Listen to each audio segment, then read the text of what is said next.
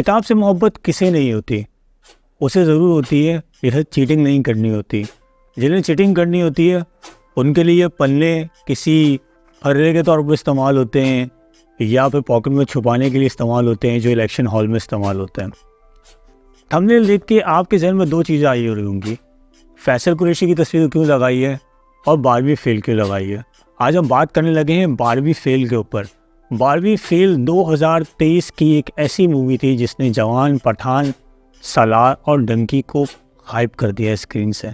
लोग 2024 में भी अगर किसी मूवी की बात कर रहे हैं तो वो है सिर्फ और सिर्फ बारहवीं फेल। 2019 में लिखी गई अनुराग पाठक की किताब जो मनोज कुमार शर्मा पे लिखी गई थी।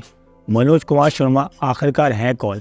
आज सबसे ज़्यादा टॉप ट्रेंडिंग पे, ट्विटर पे, इंस्टाग्राम पे, फेसबुक पे, यूट्यूब पे सबसे ज़्यादा जो रील्स चल रही है ना, वो चल रही है मनोज कुमार शर्मा के ऊपर। मनोज कुमार शर्मा आईपीएस ऑफिसर है, एक 12वीं फेल आईपीएस ऑफिसर है ना। बॉलीवुड में कई तरह की मूवीज़ बनती हैं। बॉलीवुड में बनने वाली मूवीज़ में एक कैटेगरी वो होती है जो बायोग्राफीज़ के ऊपर बनती है या किसी खास इवेंट के ऊपर बनाई जाती है या किसी स्कैम के ऊपर बनाई जाती है। तो इसी तरह का काम विनोद चोपड़ा ने भी किया, जब अपनी डायरेक्शन के अंदर एक फिल्म बनाई 12 फेल, जिसमें मेन लीड कैरेक्टर थे विक्रांत मैसी और उनका साथ अदा कर रही थी मेधा शंकर। ये बायोग्राफी ड्रामा फिल्म 146 मिनट पर बनाई गई है और इस फिल्म ने 20 करोड़ रुपए लगने के बाद पता है कितने का बिजनेस किया? 60 करोड़ रुपए का बिजनेस। कहते हैं जनाब बिजनेस वो होता है जब आप 2 रुपए लगाएं और 6 रुपए कमाएं। तो जनाब कोई ऐसी स्ट्रेटेजी बनाई थी विदो ने और इस फिल्म को पिक्चराइज किया, बहुत सादा, बहुत खूबसूरत एक फैमिली पिक्चर बनाई जिसे आप अपनी फैमिली के साथ ना सिर्फ बैठ के देख सकते हैं बल्कि अपने बच्चों को दिखा के उन्हें एक मोटिवेशनल स्पीकर के तौर पर भी काम अदा कर सकते हैं। क्योंकि जनाब मोटिवेशनल स्पीकर का काम क्या होता है? वो तो जाते हैं जनाब, आप एक लेक्चर लेते हैं और तमाम चीज़ें आपको बताते हैं, तो पता नहीं वो खुद करते भी या नहीं करते।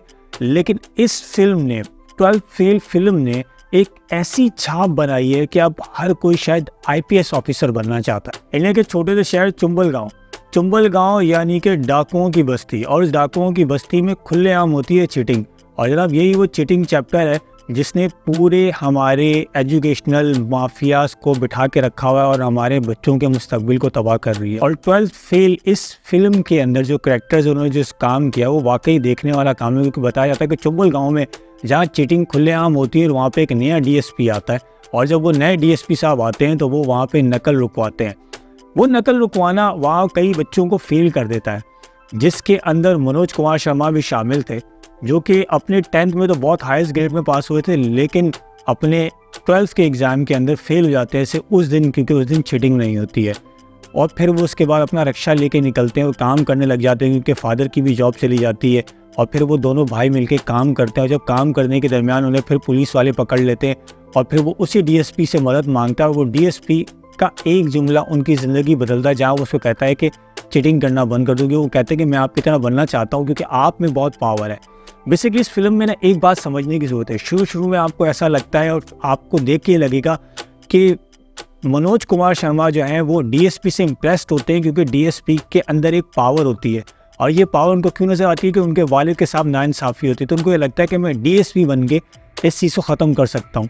लेकिन जब वो डीएसपी बनने के लिए मेहनत करते हैं और दोबारा एग्ज़ाम में बैठते हैं तो बग़ैर चीटिंग के अपने पेपर्स को क्लियर करते हैं और फिर यहीं से शुरू होता है उनका एक नया सफ़र। वही डिसाइड करते हैं ग्वालियर जाएंगे, वहाँ पे डीएसपी बनेंगे और डीएसपी बनने के लिए एग्जामिनेशन देंगे। लेकिन जब वो अपनी दादी से मिलते हैं और दादी अपनी पूरी ज़िंदगी की जमा पूंजी उनके हवाले करती हैं, वो ग्वालियर पहुँचते हैं तो पता लगता है जनाब उनके साथ होता है कांड और जनाब उनकी तमाम चीज़ें जो है वो लुट जाती हैं। अरे मनोज कुमार शर्मा फिर जाते हैं यूपीएससी की तैयारी करने के लिए ग्वालियर, और ग्वालियर जाने के बाद उनको पता लगता है कि प्रीतम चांद उनसे जो मिलता है वो बताता है कि जनाब यूपीएस के जो मध्य प्रदेश पब्लिक सर्विस के जो इम्तहानात हैं वो किसी वजह से जो है उस पर रोक लगा दिया गया है, वो बंद हो गया, वो एग्जामिनेशन नहीं होंगे। उसका दिल टूट जाता है और फिर जनाब वो करता है क्या? वो करता है तैयारी और जाता है दिल्ली। जब वो दिल्ली पहुंचता है तो वहाँ उसकी मुलाकात होती है गौरी भैया से, जहाँ उसका एक ही मोटिव होता है, वो कहता है कि मैं एग्जामिनेशन में आईपीएस से पास नहीं हो सका लेकिन जहाँ तक मैं पहुँच चुका हूँ वहाँ तक मैं आपकी प्रिपरेशन करवाऊँगा। और फिर उसका एक मोटिव होता है, एक जुमला होता है, वो कहता है कि जहाँ आप रुक जाएँ वहाँ से आप दोबारा रीस्टार्ट करें और रीस्टार्ट करें। मनोज कुमार शर्मा की ज़िंदगी में आती है फिर एक लड़की जिनका नाम है मेधा शंकर, और मेधा शंकर उनकी ज़िंदगी में आके एक नई बहार लेके आती है। फिर यही होता है, जब वो कहते हैं ना, लड़की आती है ज़िंदगी में और आप अच्छे वाले स्टूडेंट होते हो, फिर आपकी जो है ना वो डिस्ट्रैक्शन हो जाती है और फिर आप जो है ना अपनी एजुकेशन से डिस्टर्ब हो जाते हैं। और यही होता है कि बहुत अच्छा पढ़ने के बावजूद भी वो आईपीएस के एग्जामिनेशन में फेल हो जाता है। मेधा जो है वो एग्जामिनेशन के लिए वापस चली जाती है और ये उनके पीछे पीछे पागलों की तरह वहाँ पहुँचते हैं। और जब उनको पता लगता है, और फिर एक टाइम ऐसा आता है जब एक फाइनल एग्जामिनेशन चल रहा होता है और उसका दोस्त उसे कहता है मेधा के सामने कि ये सिर्फ तुमसे इसलिए प्यार करती है कि तुम आईपीएस बन जाओगे और फिर ये तुम्हारी ज़िंदगी में रहेगी।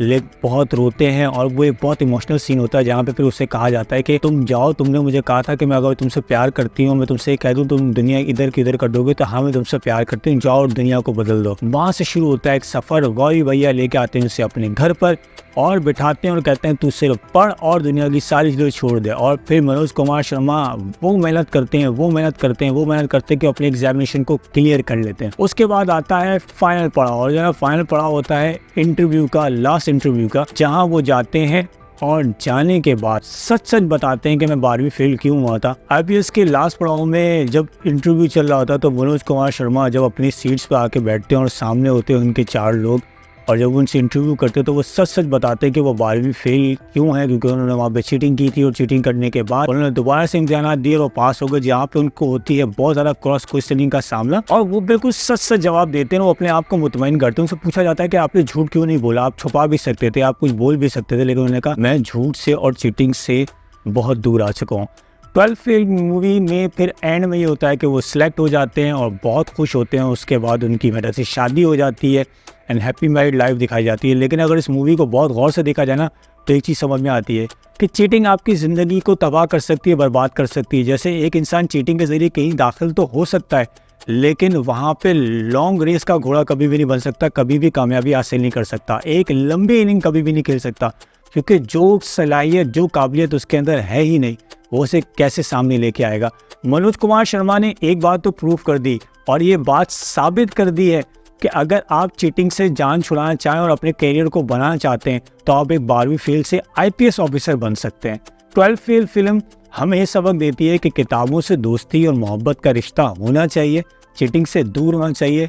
ये किताब के पेज इन किताबों में अच्छे लगते हैं, फाड़ कर जेब में रख कर एग्जामिनेशन में सामने रख के चीटिंग करने से आप अपनी ज़िंदगी नहीं बना सकते, बल्कि अपनी ज़िंदगी तबाह कर। 12वीं फेल फिल्म ज़रूर देखें। और मैंने ये क्यों कहा कि आपको मैं आखिर में पता लगेगा कि फैसल कुरैशी की तस्वीर हमने इसमें क्यों डाली। फैसल कुरैशी का भी रिसेंटली एक इंटरव्यू आया था, उसने कहा था कि पाकिस्तान में इंडियन फिल्म्स का लगना बहुत ज़्यादा ज़रूरी है, क्योंकि सिनेमा की ग्रोथ के लिए और पाकिस्तानी मूवीज़ की ग्रोथ के लिए बहुत ज़रूरी है।